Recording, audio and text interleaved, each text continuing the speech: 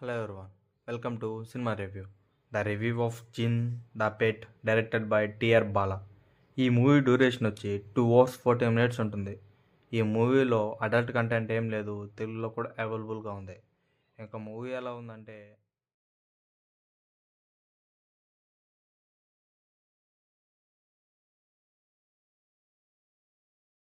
అంటే ఈ movie చూస్తున్నంతసేపు same feeling వచ్చింది. నచ్చలేదు మూవీ నాకు. బేసిక్ స్టోరీ లైన్ ఏంటంటే hero one fine day mysterious బాక్స్ని ఇంటికి తీసుకొని వస్తాడు. ఆ బాక్స్లో జిన్ ఉంటుంది.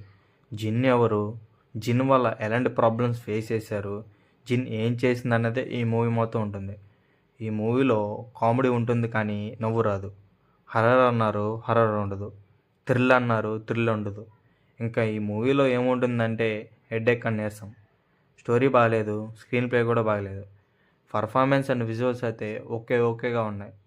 తెలుగు డబ్బింగ్ అయితే అస్సలు బాగలేదు. మీరు ఇంత చెప్పినా ట్రై చేస్తారంటే it's streaming on Sun NXT. Thank you for